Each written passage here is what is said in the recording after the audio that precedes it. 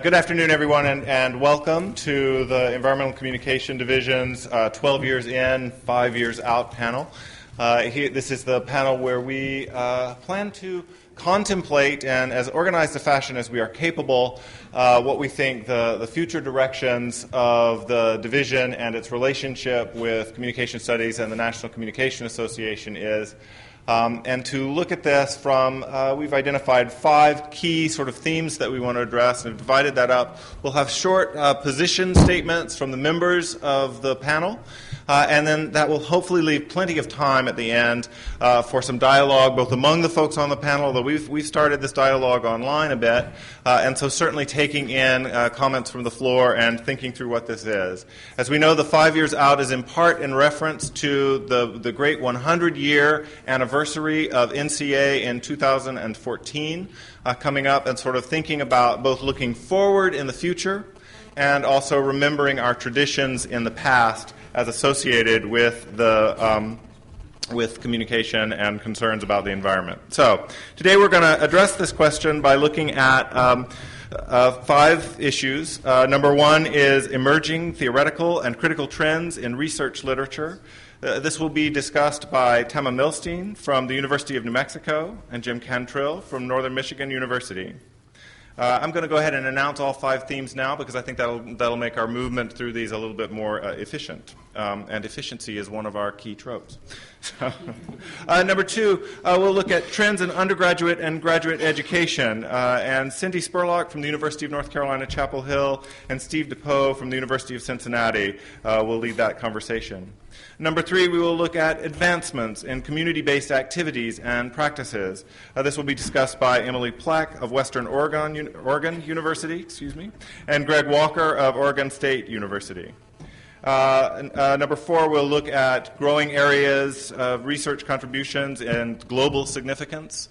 This is Kevin DeLuca from the University of Utah. And finally, last but definitely not least, growing visibility and impact with policy and advocacy communities, examined by Bill Kinsella of North Carolina State University. From this point on, I play the role of facilitator and timekeeper. I will ask that the presenters please remember that because this is being recorded, it's important to use the microphones. I will pass down time cards as you kind of reach your limit, and then there hopefully will be time for questions and comments from the floor. Thank you. And with that, I turn us over to Emerging Theoretical and Critical Trends in Research Literature from Tema Milstein and Jim Cantrill. Thanks, Johnny. Kind of feel like we're sardines up here. Hi. And so many years, so little time to forecast. I think I've got 5 minutes. But in those 5 minutes, what I hope to do is overview 2 areas related to critical theory and practices in environmental communication studies. On the one hand, I want to point to 3 broad avenues that I believe environmental communication scholars will travel down of their own accord in the next half-decade. On the other hand, I want to look at 3 directions that I think we should move if we nudge ourselves along those directions. So given the past and the present literature and the family of traditions and research bodies that we've had thus far, where are we headed? There's 3 areas here, the first of which, so I'm going to suggest that as with almost every other theory, praxis, nexus in communication studies in 2009, environmental communication scholarship will continue to focus on place-based, contextualized studies at various landscape scales in one of 2 or perhaps both ways. On the one hand, we're going to continue to see somewhat atheoretical case studies, especially since they offer young scholars, our graduate students and undergraduates, shovel-ready projects that they may pursue. Alternatively, other in situ analyses that will test and develop place and context-related theories should continue to have a strong place on the marquee. For example, there will be continuing studies in community and place attachment theory, public arena models, and communities of interest, various foci related to those well-developed perspectives in the social sciences and the humanities. The second direction that we will travel down, the disciplinary commitments of most current environmental communication scholars and programs in our field, the fact that we have a host of outstanding exemplars in our disciplinary archives, and the alluring immediacy of rhetorical studies means that qualitative and humanistic treatises will continue to dominate the literature in the next 5 years. On the one hand, I think this is great insofar as it builds capacity and community and pays great homage to the sorts of good work that's going on now and has gone on in the last, almost decade and a half. On the other hand, I do have a precautionary note here. I fear that too many forthcoming analyses, given some trends that I and some others have been tracking in the last 5-6 years, will remain ensconced in the largely esoteric, impersonal, dare I say, problematized stigma of academies that few of us bother to meta-interrogate. We really ought to listen to the rising chorus across NCA regarding the need to translate our knowledge so that greater publics will seek it out and perhaps approach more of the pracademic emphasis that folks like Greg Walker and Susan Seneca and I have been pursuing for 20 years that we think has done a good job of translating to a larger public some of the great things we do as we take communication, the generation and reception of messages as central foci to our field. A third direction I think we will be going down is that we are also going to see increased commingling and emergent alliances with other disciplines, especially those in the rising area of conservation psychology and applied natural resource policy studies. Now, I doubt 5 years is going to be enough time, but such miscongregation will certainly result in a push towards more quantitatively driven experimental and survey-based analyses beyond the current practical commitment to rhetoric and ethnography. So that's where I think we will go. Alternatively, I think that the time is exceptionally ripe for us who have been here in the trenches for a while to entice the next generation of environmental communication scholars to explore a trio of new directions, some of which the vanguard is already out there, and I've heard some folks dealing with that at this conference. First, shamelessly stealing from Larry Fry's remarks at yesterday's 5 Years Out panel for the Applied Communication Division, I believe we should move from the distance of theory and philosophy far deeper into the land of passionate praxis and intervention. Such a practical, action-oriented research orientation is compatible with current moves towards academic service learning in our classrooms and captures the spirit of a ghost that haunts NCA here. His name was Jerry Miller.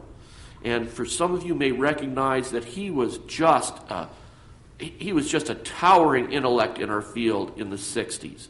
And it was in the late 1960s that he encouraged the field of interpersonal communication studies to get practical, to do something that really matters. I think Robbie Cox channeled him in the inaugural issue of Environmental Communication Journal of Nature and Culture. So I think that the first place I really want to encourage folks to go to is to take the theory we've had, put it into the field, and start creating some on-the-ground changes that is really needed there. Second, and I suppose in regards to interpersonal communication, I really do believe we should increasingly focus on the interaction dimensions of smaller primary and secondary groups, as well as the black box of human cognition, our research regarding environmental communication, because there really is an emerging conventional wisdom across a number of social sciences that is really what matters. Broad-scale campaigns and rhetorical analyses that are pitched at mass culture all find their meaningfulness in the minds of people. And as those people interact, they chain out within those small groups the implications for conduct and for saving the planet. We have some well-established frameworks that I think people can pursue and that some of them do exist already. For example, Casperson's work with risk and opportunity amplification models can be richly applied to the way in which we promote and foment sustainable lifestyles. Alternatively, Austin Babraw's work in problematic integration theory as a cognitive theory, I think it has a great possibility for explaining a lot of the malaise we see out there about people in the reactions to the emerging catastrophe of global climate change. Finally, I think we need to get real about our commitments to collaborative public participation. And in a particular way, I believe we need to avoid obsessing over the villainy of those we must collaborate with and for whom we shouldn't be delegitimizing in the public arena. How often in the papers that you hear or the journals that you read do we find ourselves practicing the sort of discursive closure that Dietz warns us of when analyzing the motives and conduct of industry or government? To paraphrase Bob Marley, it's high time we research the practice and praises of reconciliation and redemption songs. There are meaningful partnerships emerging in this new energy economy between industrialists and environmentalists across the green-brown divide. And far too often we are ignoring that as we hang out in our bunkers and simply say, they're the bad guys. Similarly, the discourse attending the conversion of business leaders into genuine green crusaders, as well as the capitalization of previously hardened eco-activists, reflects, I believe, a social maturation and a growing recognition in our society, in our times, that we share one world, one economy, and one community. Just as from the capitalist viewpoint there's a fortune to be made in securing a viable future for the next 7 generations, so too do I believe there is a rich body of conversion literature out there and discourses that we could plunder, being the pirates we are in the field of environmental communication studies. Thanks.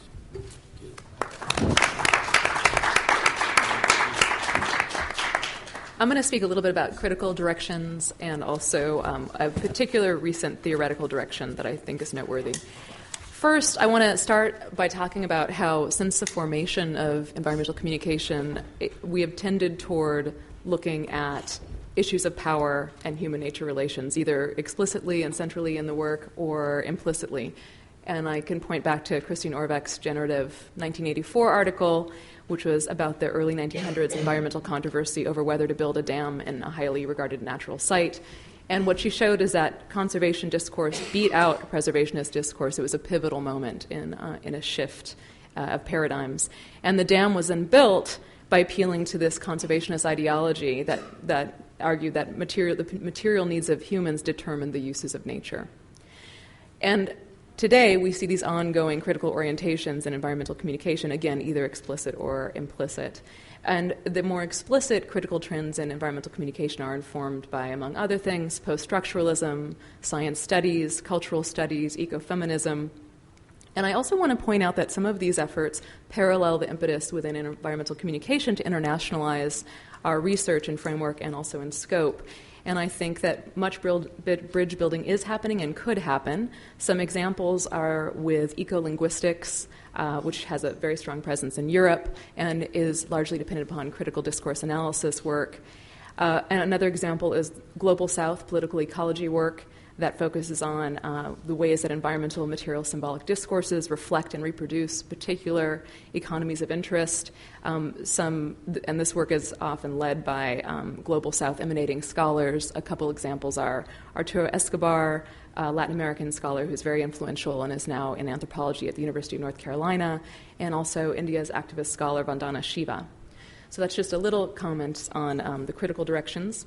And then I want to just touch on one recent theoretical direction I've been writing a bit about and other people have been talking about for a while, and I think is building some momentum and I think has a a central role in what we're trying to do in environmental communication.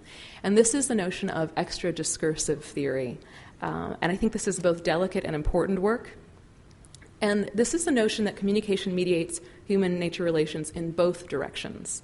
So it's not, on the one hand, we have human discourse as a powerful force that profoundly shapes views of nature, and on the other hand, we have the material world as a powerful force.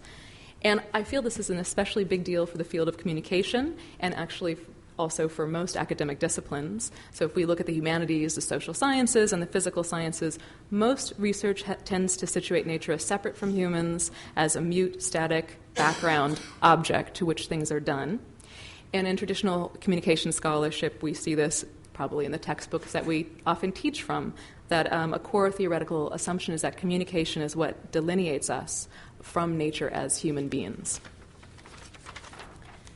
So what we see in the efforts in communication along these lines is focused on paying attention to the more than human world within our theory, situating nature as Donald Carba has said, as speaking. Another way of thinking of it as nature as fundamentally an interrelating, multi-voiced force that has a fundamental role in mediating all relations. The efforts that we're seeing also attempt to explain and undo modernist culture-nature binaries, anthropocentrism, that tends to be reproduced in much research. And also these efforts are about attempting to understand and articulate ecological co-presence.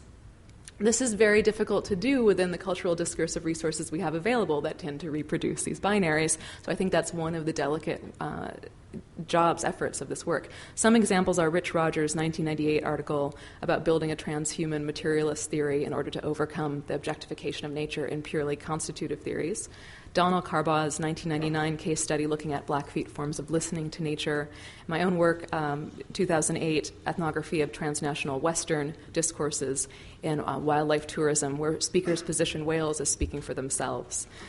So I also see this particular theoretical effort as also building bridges with our internationalizing efforts, and also our focus is on eco-justice, and hopefully our next COSI, which will be focusing on eco-justice as well.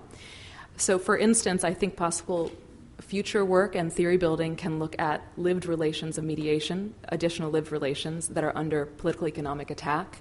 One example is Valladolid and Ethel Marglin's work. They are both Andean campesino scholars, and they deprofessionalized themselves and went back to their own communities to both write about and protect their own Andean cosmology. One of the central aspects of this cosmology is that they believe in a conversation, that what ecology is a conversation. So they literally use communication terms, and they talk about the conversation that is used to describe the local ecosystemic relations and dynamic web-like interactions that all members of the ecology, what they call the chakras, speak. Hail, llamas, potatoes, people. All are persons who speak. So that's just one example to bring us forward, something that I tend to use, and I think an example to inspire us to look further. Thanks.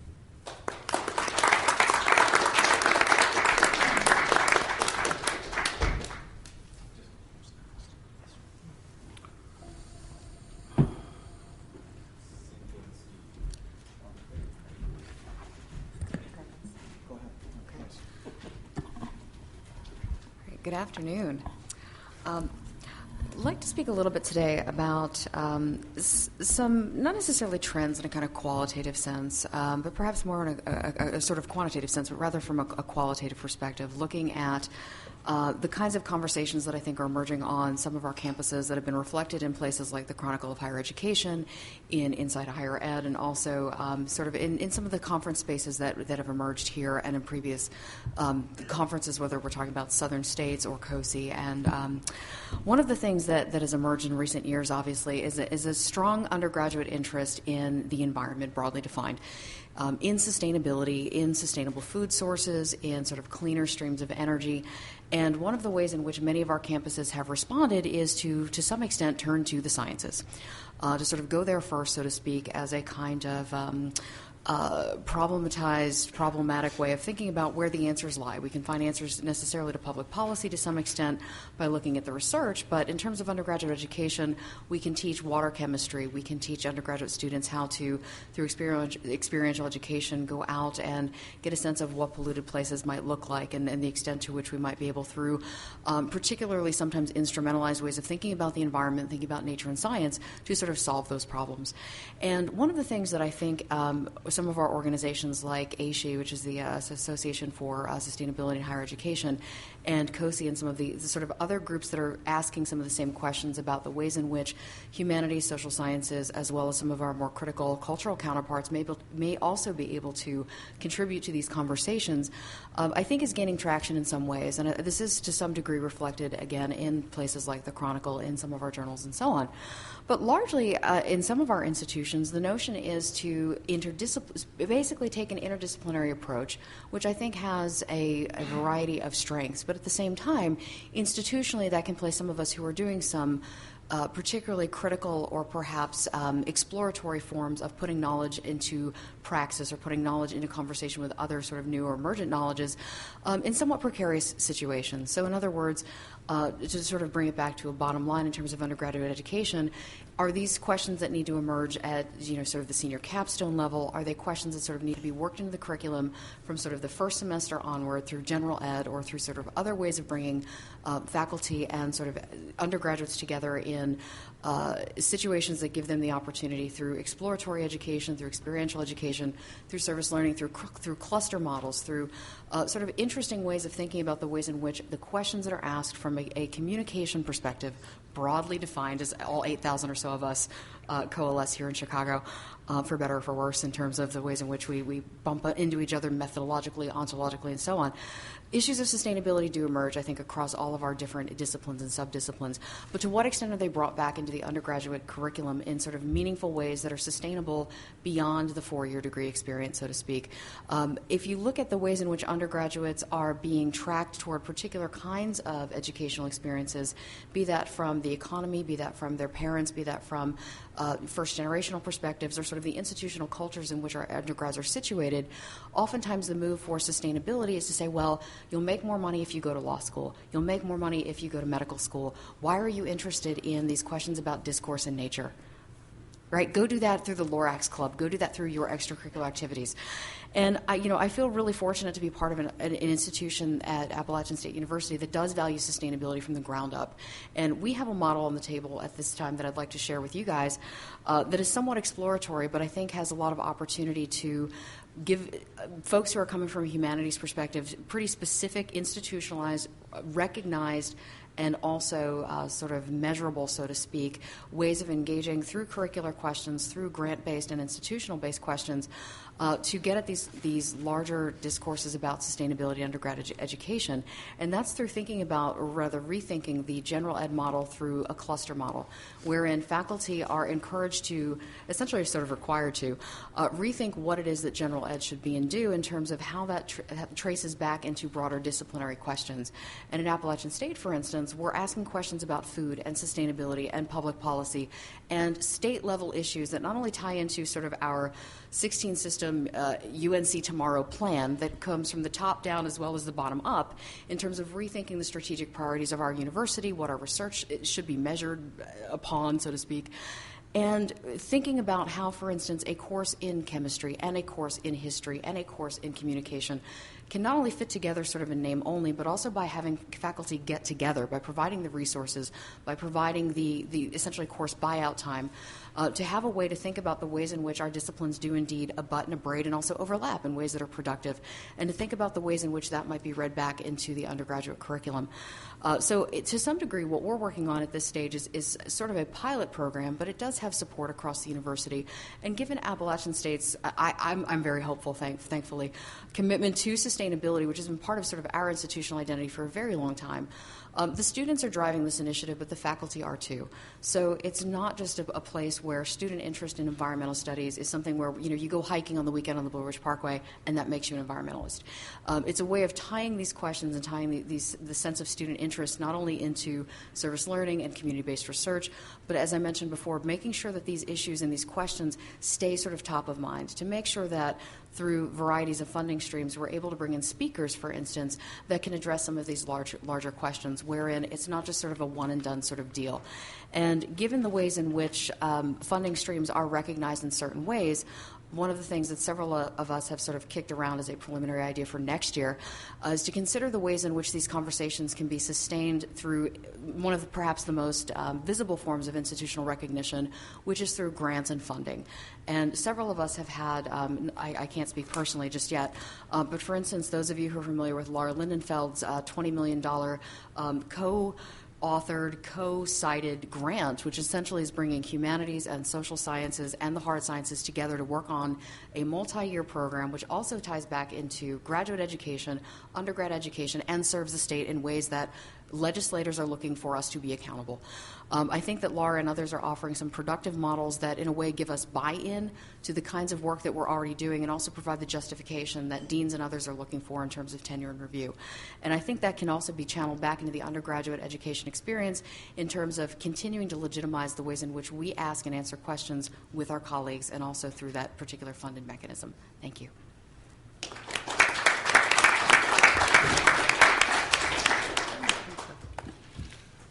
I'm speaking today wearing the hat of a graduate program director. I'm directing the graduate program at the University of Cincinnati. It's a master's program.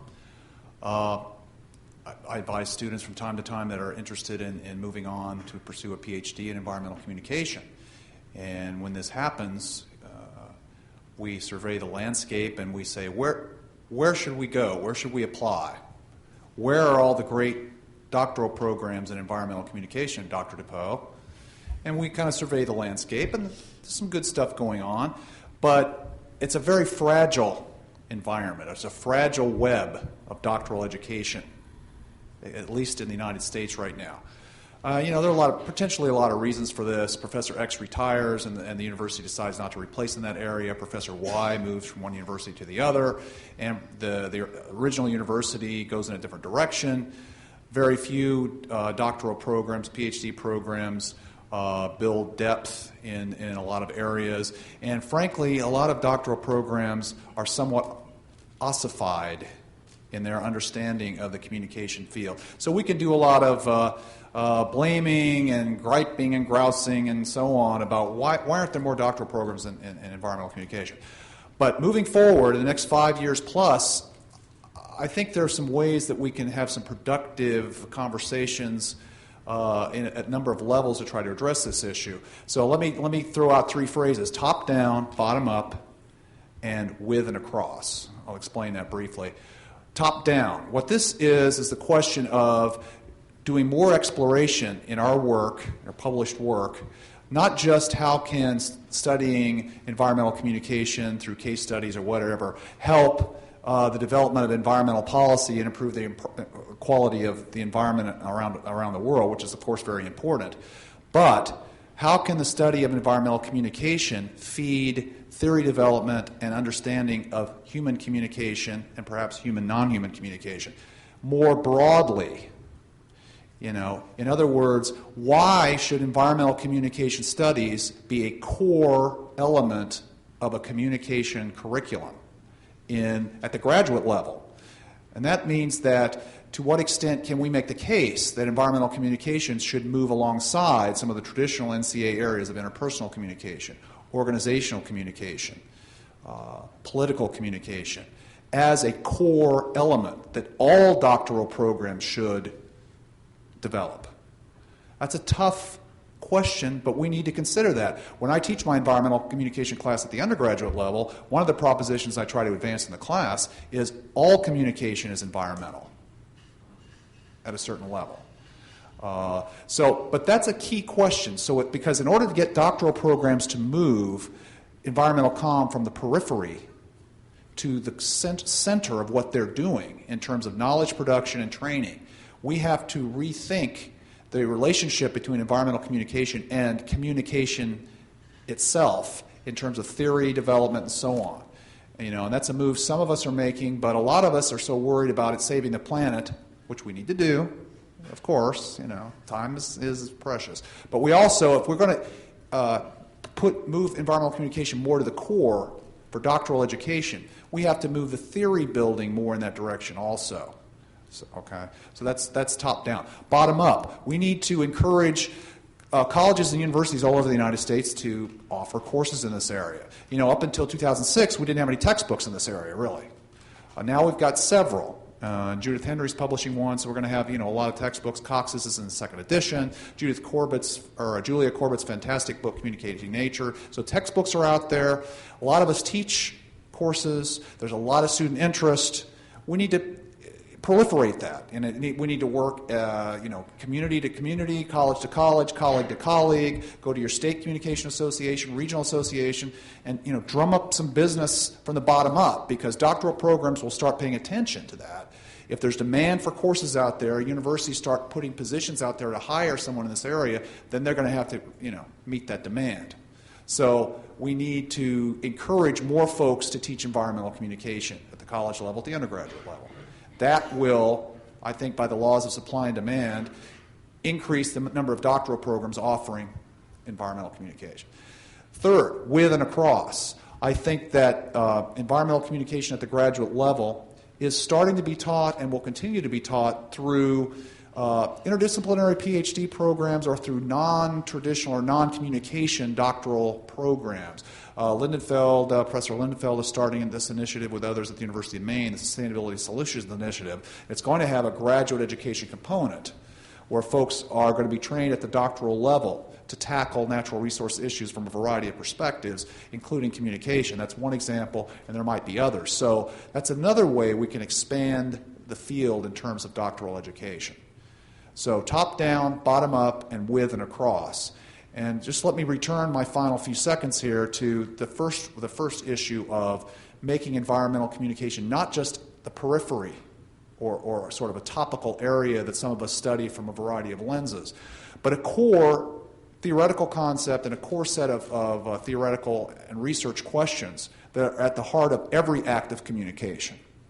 If we can start thinking like that and start framing various things that we do along those lines, I think we might be more successful in expanding graduate education, both in the United States and abroad. Thanks.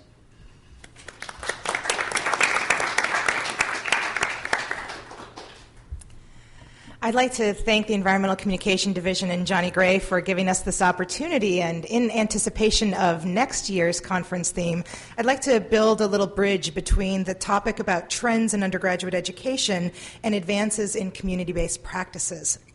This panel also gave me a wonderful opportunity for reflection on my own involvement in environmental communication as both a division and a discipline. 12 years in, 5 years out. 12 years ago, I first met Chris Oravec, the fairy godmother of our field. 12 years ago, we were a commission struggling and striving to become a division. In the intervening score of years between then and now, environmental communication has become a meaningful term. Textbooks are blossoming and our journals are going global. Our ranks swell with faces both young and not so young, and we challenge our human communication paradigms. Our work becomes even more motivated by the crisis and kairos of climate change. So the question posed for this panel was, 5 years out, where will we be? Focusing on our community-based practices and our engagement with environmental organizations and questions, I will suggest some trajectories for our future.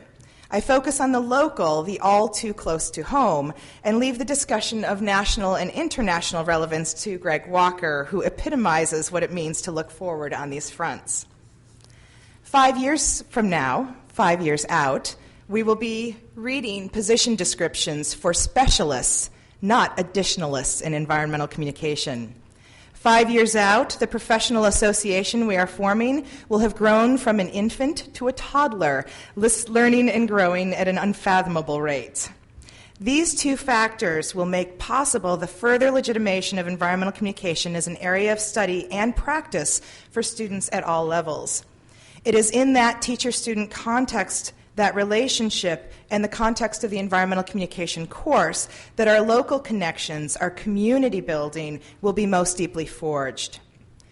Community-based, service learning, these are buzzwords today, but they will become the presumptions of our curriculum in the years to come. Partnerships with both local health and environmental organizations and advocacy groups will be both normative and need-based. Their needs, not ours, unless and until the two converge. In my own work, I found it useful to focus and work at the level of watersheds for several reasons. Among them, we all live in a watershed, and unless they take coursework in the natural sciences, few students understand or comprehend them. Watersheds are inherently holistic, emphasizing interdependence, continuity, and change. And perhaps most powerfully, students can see the differences their work makes, often in a very short time, when we work at the level of the local watershed. A few examples from our work at Western Oregon University include student outreach for a rapid bioassessment, bridging the natural sciences with a fish count survey and riparian zone analysis with the communication practices needed to secure landowner permissions and company permissions to survey on their property. We also planned events to disseminate information and invite dialogue from those landowners about their concerns related to the fish populations. My students also engage in landowner dialogues with people in agriculture and timber industries, looking for ways to build bridges to create connections for outreach, restoration, and riparian conservation. Finally, we can use our skills as communication professionals to help green other disciplines at our institutions and at others. One example of this is my work with a colleague in the art department, a sculptor, who has her students do a convexity assignment. This year, those students built stream structures to help stream flow and quality of riparian zones, and also to mitigate the flow of cattle poo, for lack of a better word, into our stream. And these students then used local materials sustainably gathered from local landowners to create stream structures that would resemble natural structures, provide environmental benefit, and also solve convexity problems in their sculpture class. These are just a couple of ways the work can be done with a local watershed council partner. When I look back at what the environmental communication scholars and practitioners have accomplished in the last 12 years, however, I suspect my aspirations may be too limited than our future will be.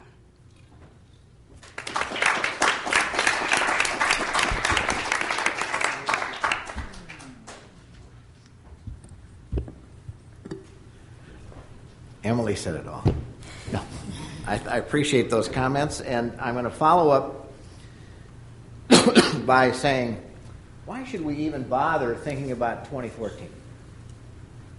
From the popularity of a recent movie that critics don't particularly care for, but is scaring the heck out of people. Isn't the world ending in 2012?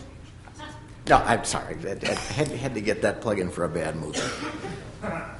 I just realized, by the way, as we're sitting up here and I'm admiring the thoughts of my colleagues, that we're all wearing advertisements.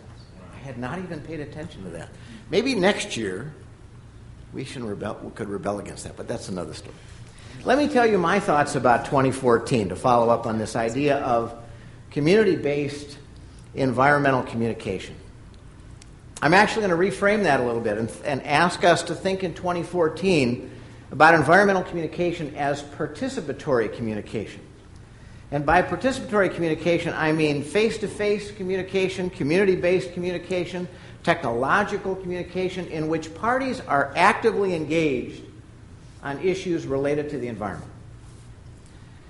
If we think about environmental communication as participatory communication in the next years, we can consider it as an integrating construct, one that brings together environmental policy, sustainability and sustainable development, and environmental and social justice. For example, how can we imagine making meaningful progress on climate change without paying attention to the relationship of climate change policy to the implementation of the Millennium Development Goals? I also think that environmental communication as participatory communication is important for drawing attention to multiple scales. The scaling up of communication strategies and practices, the scaling up of conflict resolution methods, the scaling up of decision-making activities, and the scaling up of indigenous voices and knowledge in the development of sound, long-term sustainable environmental policy. I also think that environmental communication as participatory communication is important for connecting a variety of streams in our field, and we've alluded to that already. What is the relationship between environmental communication and intercultural communication? Political communication, group communication. We could make a longer list. Steve makes the point that, in fact, all communication is environmental. Well, to the extent that we accept that premise, we could certainly think about then how environmental communication enlightens us to better understand intercultural, political group, and beyond. I also think that environmental communication as participatory communication in the years ahead is important for highlighting governance issues, both in country and internationally. How do communities make decisions? How do citizens participate? What's the relationship between citizens, non-government organizations, government agencies, and the private sector? Internationally, I think as environmental communication scholars and practitioners, in terms of governance, we should pay attention to what the United Nations Environmental Program is doing, or UNEP, the Food and Agriculture Organization of the UN, the World Bank, the UN Development Program. All of these organizations are emphasizing environmental communication. It may not be in those terms. It may be more as participatory communication or development communication, but we have some contributions we can make, and we can learn much from them. And as part of this governance issue, to look at NGOs, non-government organizations, both in country and internationally, and how they're addressing issues of participatory communication around environmental issues. And lastly, I think that environmental communication as participatory communication encourages us to think about ourselves as activists. And in particular, for my work, activists for sound, fair, just, humane processes of participation that are transparent, that are accessible, and provide people and organizations with the opportunity to influence change. So as we think about 2014, let's continue to broaden our field of environmental communication and think about it as, in fact, a way to promote participatory communication. Thank you.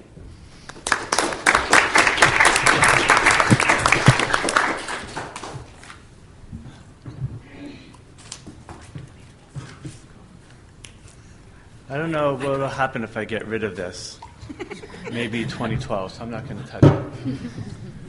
Okay, so what to say in 5 minutes about 5 years in the future? I feel like this is the USA Today version of academia. And I worry because I think speed kills, and instead of 5 years out, this should be called communication on crack. Nonetheless, I'll say something. One part will be pragmatic, one part will be theoretical, and this quote from Ed Abbey is both to mark the 20th year of his death, but also to suggest it applies to countries as well as towns, and is also is a hint at the moment I think we're at. My talk is supposed to be, to some extent, on the international future. I don't put much in predictions. We all know that predictions is a no accountability profession, akin to banking, political predictions, sports predictions, right? You see these guys are totally wrong on everything and are on TV the next day, the next week, the next month, the next year. Practical steps. Ooh, I know what I have to do. This is so complicated. Okay, so in terms of international communication, if we're serious about that as environmental scholars, we have to go to a different country all summer, every summer, for the foreseeable future. 3 decades at least. And then you might know something. Learn the language. Must. Or else don't go. Stay home. And I always tell my students, studying abroad, England doesn't count. Ireland doesn't count. Australia doesn't count. Canada? Definitely not. Okay. Then as environmental scholars, write more. Write until you have carpal tunnel syndrome. Buy braces. Write more. Why? Why do that? I mean, I think writing is this kind of sublime moment, both awe-inspiring and awful, right? Painful, torturous, drives us to drugs and drink. And I mean, I think all meth addicts are failed writers. And so I understand that pain. But it also has unforeseeable, unpredictable ways of circulating and affecting the world. And we need to do that, right? So that we write and it gets picked up by people we don't know, we'll never meet, and they take it in other directions, in other ways, and it does things in the world. There's lots of great examples of this. Immanuel Kant, right, never left some small bumpkin village in Germany, and yet he has some impact. Okay, so those are just some pragmatic things. Theoretical orientation. First, we should not be water carriers for neoliberal imperialism. Definitely, first and foremost. Our job is not to advance the hegemony of a corporate plutocracy. And I'm saying this both implicitly and explicitly, right? Some of us might want to do it explicitly because that's better paying than implicit. Others of us will do it implicitly just because of the assumptions we have for myself at least, growing up in America. What's taken for granted? What's the sort of thing I think other people should do? What sort of beliefs I think other people should have? So if we're going to do work internationally, especially if we're studying in other countries, we have to really drop the assumptions that we already know before we get there, and instead question everything we think we know. Okay, what type of questioning? Not a Kantian contemplation, but an active interrogation.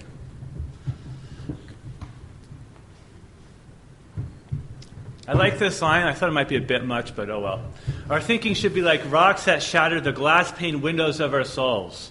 Right? So thinking should be an activity that breaks us, right? So that we're never the same again. It shouldn't be something conventional, habitual, something we do after reading the newspaper in the morning while drinking coffee. Don't drink coffee either. Okay, events. So going overseas is an event. I think in the last panel I was on, Jennifer Peoples described that well. That if you're open to it, going overseas should change everything about who you are, how you think about the world, and so on. Since I have no time, I thought it would be important to try to explicate Badiou in these 3 minutes.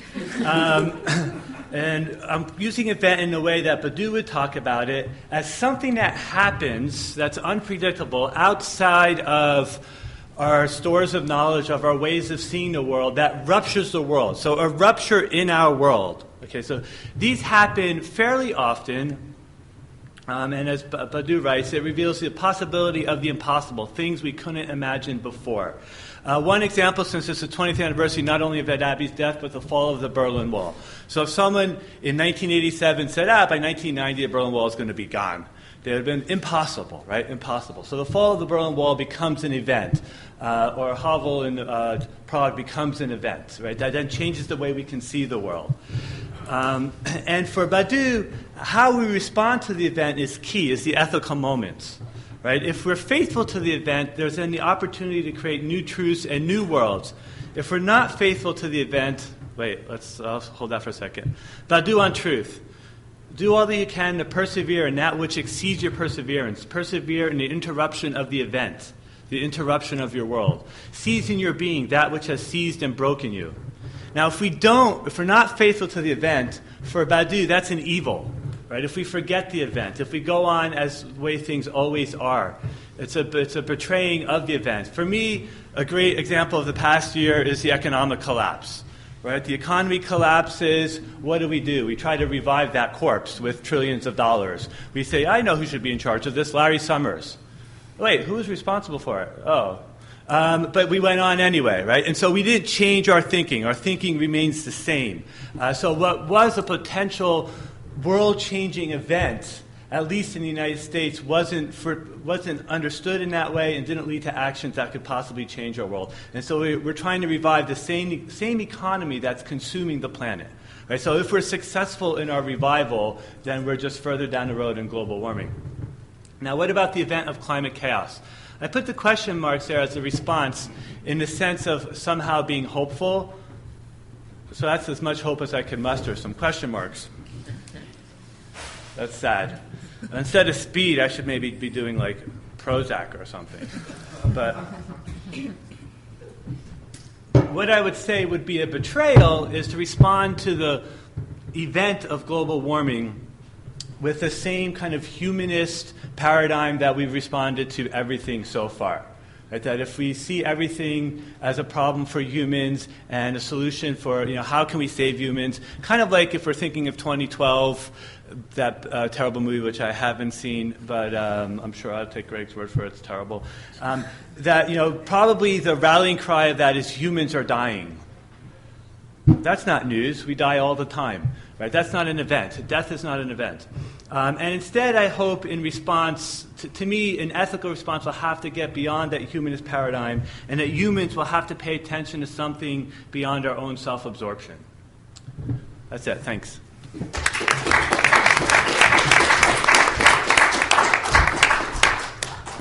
Okay, here I am in the cleanup position on this panel, and that seems like a very apt metaphor for those of us who work in environmental communication. We find ourselves contributing to the work of cleaning up some very difficult legacies that have been left to us by society, but we're all members of society. We've all contributed to that. Emily referred to the theme of next year's NCA, which is building bridges. Let me refer to the theme of this year's NCA, which was stability and change. Well, these legacies that we've inherited have to do with policies and practices that have been enacted in the past and sustain us in the present. But the other side of this equation is change, right? So what can we do to make a positive difference that will create new, more happy legacies that we can leave to the future, right? I've been asked to focus my comments on questions of policy and activism. Well, I think the policy side of that is the stability side. The activism side, perhaps, is the change side, so that policy and activism work hand in hand. We have roles as scholars contributing to both of those dimensions. A lot of the things I'll mention here now as possibilities for that work have been touched on by other panelists, so I'll just sort of go through these fairly quickly, toss them off for you. But before I do that, one more kind of framework for my comments. Is that policy and practice also are two rather different levels that we work at. Activism is practice, but activism seeks to change policy, so that we need to consider both the big macro picture of what gets institutionalized in society and government and regulation, but we also have to look at the micro level, the day-to-day work that pushes on that system and promotes change. Okay. Now, in terms of policy, we have a nice example coming out. I think it was supposed to be on display at this conference, but I don't know if it showed up here. The book on the Step It Up global warming activism movement, edited by Daniel Endres and Leah Sprain and Tarla Peterson. I think they did a very nice job assembling a team of environmental communication scholars to look at how a particular self-styled social movement has been pushing for change. Well, that's activism, but it's very policy-oriented too, because the particular change that the Step It Up movement was seeking was for the government to adopt a particular standard for carbon emissions. Step It Up has now kind of evolved into 350.org, so the standard, in fact, has become even more explicit. So I think for us to get involved as people who ride on that social action, observe it in a reflective way, and provide guidance, practical guidance for people who are doing that kind of work, which was the exact intent of Danielle and Leah's and Tarla's book. I think that's a good example of contributions we can make to both policy and advocacy, right? Here's another one coming up soon. Those of you who are on the Environmental Communication Network listserv have seen messages about the possibility of our division producing a white paper on climate change. Well, Nora Truster Nunez has offered to take the lead on putting that effort together. You're all going to be hearing more from her on that. And watch your inboxes for messages and see how you can participate. We've had some preliminary discussions of where that could go, and here's two observations. One suggestion is there can be no one white paper from us on climate change because we're speaking to multiple audiences or constituencies. So might we take a more novel approach and create multiple, somehow linked through the web, white papers that can speak to different audiences. So that's one aspect. Another very practical aspect for us is we are the Environmental Communication Division of NCA. It's not clear yet whether we can produce a document like that speaks on behalf of all of NCA. There's all sorts of complex issues surrounding whether that's feasible. So if that white paper doesn't end up coming out of this division, there's no reason it can't come out of Environmental Communication Network or COSI or some other activity that many of us are engaged with as the kind of home site for that effort. So let me encourage you to get involved in that. NCA does have a publication called Communication Currents. One of the primary goals of that venue is to speak to people outside of the communication discipline, sort of translate, I'm not sure I like that metaphor, but bring the take-home points from our research out into a more public setting. So I would encourage people in our division to find ways to work with Communication Currents. I think we have the potential to be public intellectuals, too. Not a role I would feel very comfortable with, but I'm not thinking of the Kathleen Hall Jameson public intellectual model. I'm thinking of being local public intellectuals. You can engage with your local community. You can engage with policymakers. You can engage with the news media in your immediate surroundings and make a difference that way. You can work with local and state governments as a consultant, right, as a number of the members of our division have done. You can work with other people in your home institutions. For example, Cindy mentioned a big grant project for graduate research training. Well, at NC State, we're developing, we have developed and submitted a proposal to NSF, 1/20th of the amount you mentioned for the other project, but we're seeking money from NSF to create a rather innovative program that would train graduate students in the dual fields of biological sciences and social sciences, and communication is just one aspect on the social science side of that. And what we're trying to do is produce people who will end up in one of those two career tracks, but have a really sound understanding of what goes on in that other world. We're trying to bridge the classic two cultures here. There's a way to be interactive with people on your own campus to produce technicians and scholars who will be more policy attentive and more capable of looking at the big picture, which one must look at to interact with policy. And finally, let's not forget the multiple sustainability efforts that are going on at our individual campus. There's a lot going on at NC State in that regard, and it's going on at the level of making sure that there's recycling equipment in every dorm, working at the level of behavioral change for students and the more difficult level of behavioral change for faculty. So there's efforts to be done there, but then we're working at a level that engages with the NC State research community as well to promote interaction among the various disciplines that can contribute to a more sustainable and more green use of energy and relationship with the environment. Okay.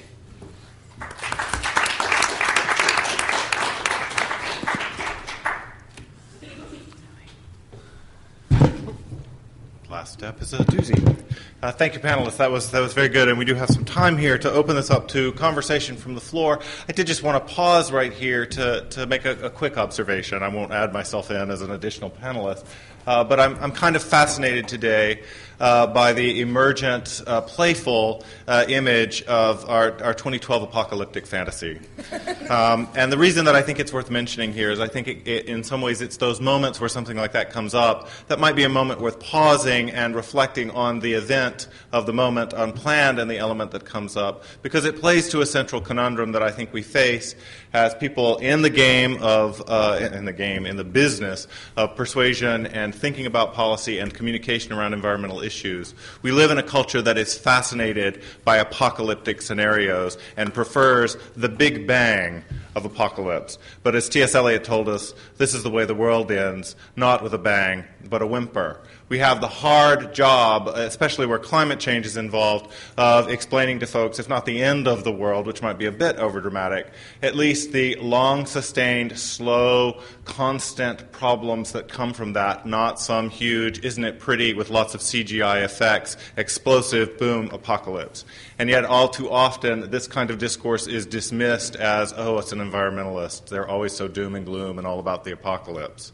So that relationship to apocalyptic rhetoric remains one of our biggest challenges.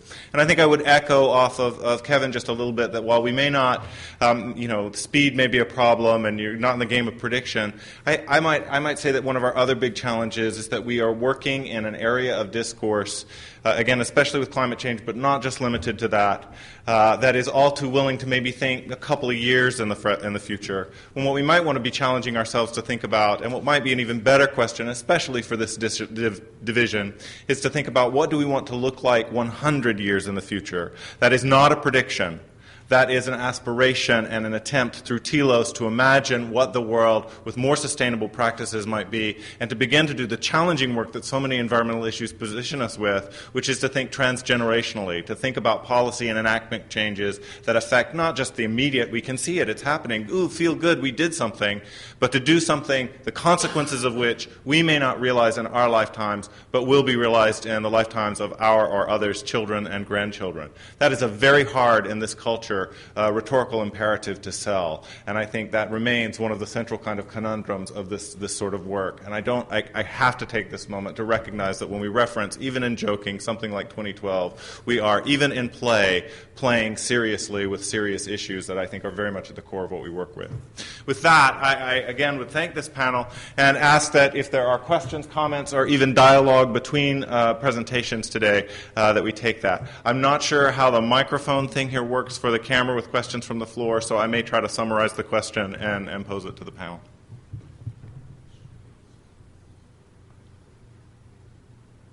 Yes, please. First of all, thanks to everybody. Very interesting stuff. I look forward to, I'm a graduate student and hope, like you said, 5 years from now there are specific jobs for people who do this. That would be nice. Most of the world now lives in urban centers, and that's increasingly the trajectory of populations throughout the world and the U.S. But in the literature within environmental communication, I feel like urban issues are not explicitly dealt with in the way that they are in geography or in planning or in some other disciplines like that. So, I guess the question to the panel is, am I just not doing enough reading, or is there a real opening for work that is explicitly urban, and what do you think are the next 5 years of urban environmental communication? I'll make one quick comment on that. There's an urban communication community within NCA, yeah, Gary Gumper, Susan Drucker. Maybe we should engage with them. Mm-hmm. Yeah, but that's a really good suggestion. I also think that the theme of the upcoming Conference on Communication in the Environment opens up an opportunity for us to engage that very topic much more explicitly. To the extent that environmental communication has examined urban settings and questions, I think it's been done largely in the environmental justice movement, and that's our foray and our entree into those questions. But I think that we also need to look beyond specific communities and the environmental injustices that they face to look at what our colleagues in urban planning, public administration, as you mentioned, geography, another discipline that has really taken on the urban questions, and how we can build those collaborative relationships and those research networks across disciplines that are already doing the work and doing it well. Yeah, the work that's gone on here, Garrett, I think I would certainly index Fedor Pizzulo's work that you should read. There's a lot of work that's gone on in psychology, not so much conservation psychology, but the straight environmental psychology that was around a long time ago, and the sociologists. In our particular discipline, I guess I agree with you. I mean, there has been a preference here for the natural, preference for the kind of the eco-pornographic enticement that we've had with wilderness and an unsullied world. And that's unfortunate because I think what it has done has reinforced and somewhat reified the dualisms that shouldn't be there about humans in a natural environment and doing things very naturally ourselves. I think your question offers, again, opportunity to do some theoretical work about the ways in which communication, acts of communication, help us understand and define places and spaces. And that in some ways is at the core of environmental communication, but in some ways is a question that is bigger, and yet I think those are the very kinds of theoretical questions that, wearing my graduate director hat once again, can move us in a direction where more doctoral programs will see this is not just to save the planet group. It is trying to understand fundamental theory and practice of communication in a variety of contexts. So.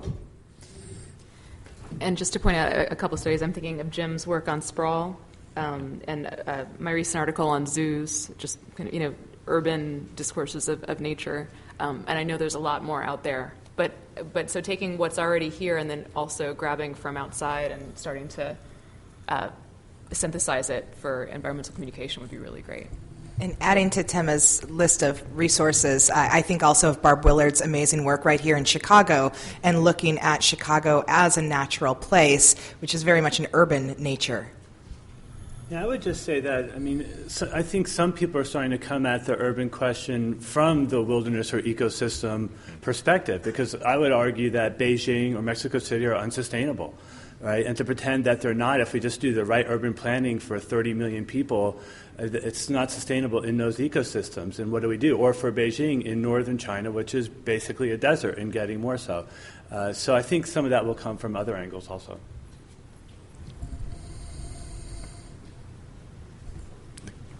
Over here, yes. Well, in the discussions about interdisciplinary activity and getting away from the natural, I know there's been quite a bit of work in recent years in the area of environmental economics. What do you see as the opportunity for environmental communication to work with the field of economics to change some of the paradigms that they use in establishing marginal profit making and externality? Now, let me take a quick stab at that, and others can chime in. Yeah, I think that's another area, where we can do some theoretical work. What constitutes value? Environmental economics has a lot of different aspects to it, but one of them is attempts to create systems or metrics of valuation of various types of phenomena, including land, recreation, and all these things. Now, I'm not saying I agree or disagree with some of those moves, but communication as well can think about the ways in which the notion of what is valuable is understood and symbolized, and from a communication theory perspective or a rhetorical theory perspective. So there, might be some dialogue there. Tarla Peterson, Marcus Peterson have written a little bit about that. But yeah, I think that's another way to maybe bridge some of the conventional disciplinary understandings of some of these things. Let me add one thing. About a year ago, I went to an ecosystem services conference in Florida. And I was one of 80 presenters, about 350 people there. I was the only person from communication there, even though a number of the presentations were about, or at least addressed communication issues. But one of the biggest struggles people had at this ecosystem services conference dealt with how one measures services. A lot of people approached ecosystem services as an economic, quantitative construct. Mm-hmm. There were a few of us who talked much more about qualitative benefits that come from ecosystems, including the aesthetic, for example, which isn't part of the ecosystem services conversation. So I think that environmental communication scholars and practitioners can contribute to the ecosystem services movement, ecosystem services discussion. There may be parts of it we're not comfortable with, but it's really dominant in a lot of agencies, not just in the United States but globally. So I think that's another area. The second area is in areas of sustainability and sustainable development, to participate actively, as we've heard here, for example, on campus and in our communities, so that when people talk about the triple bottom line or whatever else, that when it comes to social sustainability and ecological sustainability, we're obviously bringing in environmental communication, focusing on discourses, meaning construction, interpretation, the kinds of issues that we address. Adding to Greg's comments, I think rather than approaching an opportunity for collaboration with economics, I want to highlight what I think is one of the major barriers to that collaboration, and I've encountered it in my own work with professors in business and economics at my institution and also in the Pacific Northwest Economic Region Summit. We talk about sustainability as an environmental issue. Economists talk about sustainability as an economic issue, as a bottom line question, and when we use the same terminology, but we mean different things. We're heading often in different directions as we're tackling the same set of problems. So I think that establishing a common discourse, building the kinds of relationships that help us to understand how we use the terms environment, sustainability, how we approach the questions of business and economics with an ear and an eye to what communication has to offer there is going to be crucial to building those kinds of relationships. But as it stands now, I think it's one of our biggest barriers. Did you have a question? Yeah. I do, and actually it's sort of segues from that a little bit. So I've heard a lot of talk about interdisciplinarity, but also some talk about environmental communication becoming more important within the discipline, finding more of a home and more of a voice within the discipline. It seems like there's a bit of a tension there. So I'm curious, how each of you sort of negotiated that, or how you see us negotiating it in the next 5 years, trying to perform both of those purposes. Speak as a department chair. Thanks, Greg. Some of this has been the result of the bunkers we've placed ourselves in as academics. One of the first things that I think I do when I review work that comes my way is I will flip back to the references, and just to get an idea of the scope of this individual, of what are they indexing. Not saying that they necessarily have to index everything, but are they somewhere beyond just the small neighborhood of, let's say, NCA journals or what have you. I think we've come a long way in 20 years, both for as we're indexing other folks and as I'm seeing it, because I do this a lot. I find that there's more people who are referencing what we are doing as well.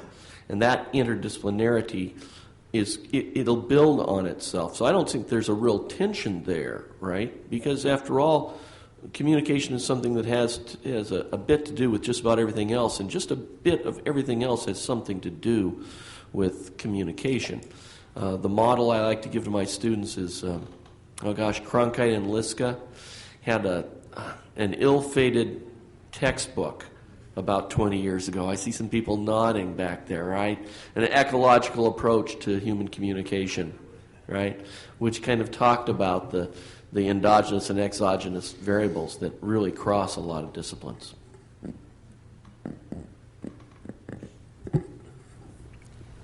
Well, one practical thing that we've attempted to do in the past few years, engaging within NCA, is to co-sponsor panels with other units. So I think of urban communication as a good opportunity for that. Organizational communication, cultural studies, let's see if we can break down those barriers and give those folks some insight into what we're all about and learn from them as well. And here's a comment at the institutional level that actually came up in a hallway conversation the other day that your question reminded me of. For a lot of us, if you're on the tenure and promotion track, you're more likely to be rewarded for publishing in the classic communication journals. You could do some very good work contributing to other fields, publishing in their journals, and sometimes that gets disregarded. Now, I don't, at my department, I don't think we have too much of an issue with that, but I know that a lot of other people do. So there are institutional factors that we probably need to push on to try to make interdisciplinarity more acceptable and more practical. I think I would add to that I feel like a lot of times we talk about specific policy and identify the environment pretty clearly as the environment, right? And I think one of the things that inspires me about environmental communication is that at its core is ecological thinking, which is a different way of orienting that challenges the kind of set categories. And would ask us to think systemically. And I think one of the things that we try to think about with NCA is to recognize where are system structures inhibiting systemic thinking. So how does we do have co-sponsored panels, but they're not very easy to do, and the horse trading that makes that happen with all academic doesn't facilitate that practice. We are coming from a paradigm that prefers categorization and is afraid of the loss of those categories. And one of the models that we might move to from an ecological thinking perspective is biomimicry, that recognizes particular ecotones, but also the value of edge communities at those places where they intersect and overlap. And what would that kind of thinking look like in an academic structure, either as a professional organization or as the sites of disciplinary knowledge in universities and other types of schools? That is, for me, one of those places where I want to push back a little bit at the pragmatics and focus on policy and say that there is a deep theoretical commitment and a paradigm shift in our way of thinking that is at the core of ecological thinking and environmental communication, consequently. Folks, I hate to take the chair's prerogative here to let that have been the last comment, but we are over time. And I would like to thank you and the panelists for this presentation today.